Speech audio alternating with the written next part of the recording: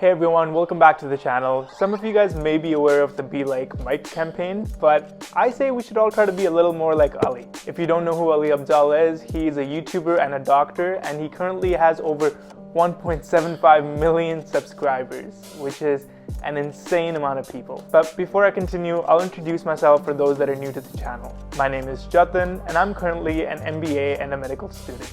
For my MBA Leadership and Organization Dynamics class, we were asked to do a leadership analysis on a leader in society. And I figured since I'm a new YouTuber and I look up to great YouTubers such as Ali Abdaal, I'd do my analysis on him. But between you and I just wanted an excuse to watch more of Ali's YouTube videos. To prepare for this written assignment, I watched every single one of Ali's YouTube videos and uncovered some of Ali's deepest secrets. I am of course kidding. I watched the high yield videos, such as these videos on the screen right here. So as a disclaimer, I will be making references to these videos in this video. And I want to make it very clear that the clips shown of Ali are from his YouTube channel and are the creation of many hours of work that Ali put in. Okay, so let's continue. I did the analysis by using the Hexaco personality traits. The Hexaco model describes human personality in the form of 6 domains. So I'll be discussing Ali's personality based on honesty and humility, emotionality, extraversion, agreeableness, conscientiousness, and openness to experience. After discussing these, I'll give my personal opinion on Ali's leadership and leadership in general. For honesty and humility to be high in this domain, one needs to avoid manipulating others for personal gains, little temptation to break rules, and no special entitlement to elevated social status. So despite the fame that Ali has gained in such a short amount of time, his honesty has been very consistent. I watched his first ever vlog from 2017, and in that video he talks about why he started YouTube and that he's heard that the first 50 videos that every YouTuber makes is usually not good. And to my surprise, in this video, he tells the audience to just skip past the video, which is quite surprising because most YouTubers nowadays, even when they make content that they're not really proud of, they'll say, smash the like button, comment down below, and subscribe. So yeah, it was really cool to see that Ali doesn't really want to manipulate others for personal gain. His videos in 2021 still show the same emphasis on honesty. In his video titled What Motivates Us in Life, he references a book called Elephant in the Brain and shares a quote by JP Morgan. A man always has 2 reasons to do something, a good reason and the real reason. He uses this quote to describe why he may have possibly made his video on how much money he makes. He talks about that he wanted to encourage transparency and motivate others to make passive income, but after reading this book, Ali reflected on whether he may have gotten a kick out of the comments made by people about how much money he makes. This level of honesty is quite rare to see on YouTube, especially with the rise of cancel culture. It's a very courageous thing to do and it resonates really well with his audience. A comment made by Tech Cheetah says, I love Ali's brutal honesty. I wish everyone was like this. So overall, Ali's honesty and humility domain would be rated as high. The next domain is emotionality. And being high in this domain means having anxiety to one's life stresses, needing the social support of others, and having empathy towards others. On the opposite side of the scale, it would mean that you're emotionally detached from people. For this, I want you to watch this clip from his video from late December of 2020.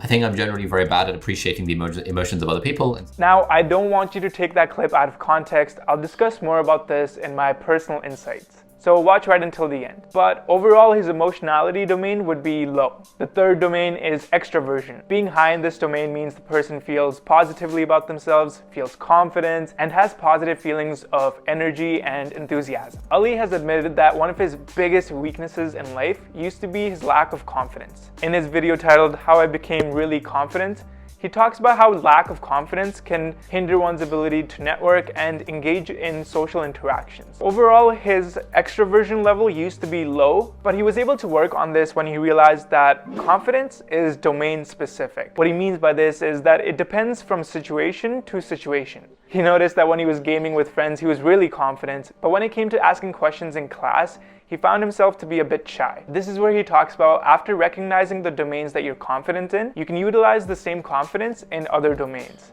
and hence creating fake confidence. But at the end of the day, Ali still talks about how he's not confident enough to talk to a random girl on the street. And here, I had to include this clip. If you do want to seriously get in touch with me, then email marriage@aliabdaal.com and please send a photo. Because if you just tell me about you, then like, come on. Okay, correct me if I'm wrong, but Ali Abdaal has officially modernized arranged marriages. That is peak marriage productivity.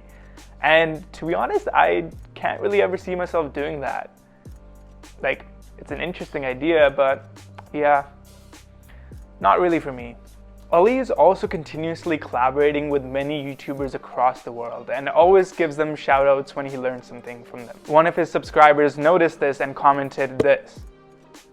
And man, this guy seems like such a nice guy. If I was watching his video right now, I would definitely hit the like button down below and subscribe and join the party. So given the fact that he continuously puts a video of himself out every single week and he collaborates with many YouTubers, his extraversion level would be very high. The fourth domain is agreeableness, and to be high in this, one would forgive the wrongs that they have suffered.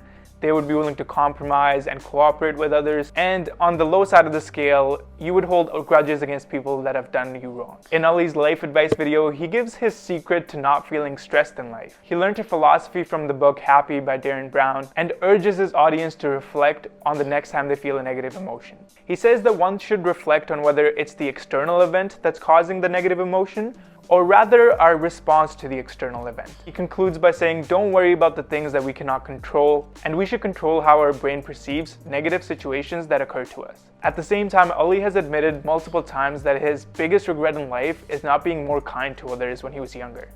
So it seems like his agreeableness level was low before, but would be considered high now. The fifth domain, conscientiousness, means to work in a disciplined manner towards your goals. It also means to strive for accuracy and perfectionism in your work. Now, on the other hand, an individual who would be low in this domain would avoid difficult tasks and be satisfied with mediocre work. In Ali's 50,000 subscriber Q&A video, he shares a quote that he lives by, which is, "Screw motivation, what you need is discipline." In another video titled 15 Lessons That Improved My Life, Ali discusses the concept of a flywheel, where it takes a long time to get going, but once things do, momentum kicks in. He talks about how this was the same way that Amazon has become so successful. They started off by selling products really cheap on their platform, so they were able to get a lot of buyers, and soon the sellers saw that all the buyers were on Amazon, so they also got on Amazon and started selling their products. And now Amazon had a large pool of both buyers and sellers and was hence able to keep their prices low. Now, whether Amazon prices are still considered low is debatable, but either way, that's how they were able to kickstart, and now they have a monopoly.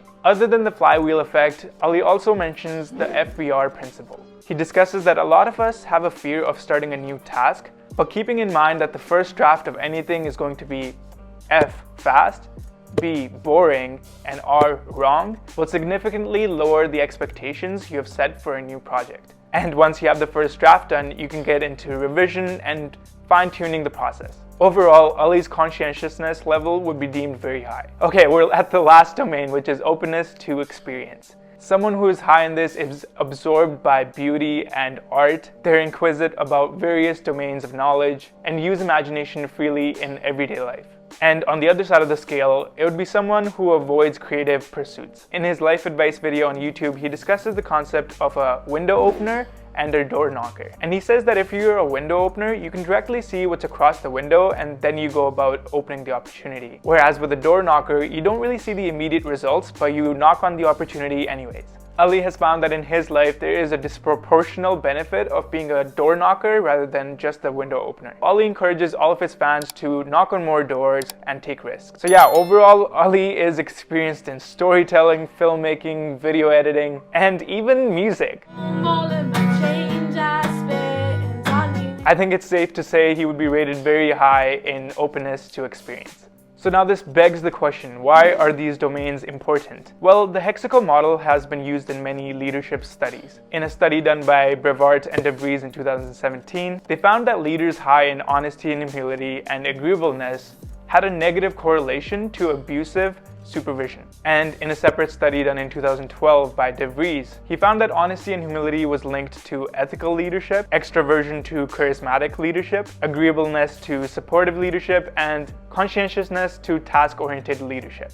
So although being high or low doesn't necessarily dictate if you're going to be a good leader, it gives interesting insights to what type of leadership style you may pursue. So now that we're done breaking down Ali's personality, I'll give you my personal insight. I'm honestly truly amazed by Ali's grit over the years. By grit, I mean his perseverance and his passion for his work. I've realized that I need to continue with my philosophy of being honest and transparent on the platform, because it's not just the right thing to do, but it also resonates really well with your audience. The unique insights I was able to gain from the analysis was regarding the consistency of hard work that Ali puts in. I will continue to reflect on my work ethic and follow in Ali's footsteps while adding my own charisma and my personality in my YouTube videos. Now, I mentioned earlier for the emotionality domain, there were a couple things left to say. And the thing is that although Ali makes a lot of relatable content, his personality is sometimes not relatable. Emotional intelligence is very important for a leader, as a creator should be able to resonate with many individuals. His insane work ethic and the lack of discussion regarding taking breaks can leave people thinking that they're inadequate or not working hard enough. Ali should be able to empathize with more of his audience members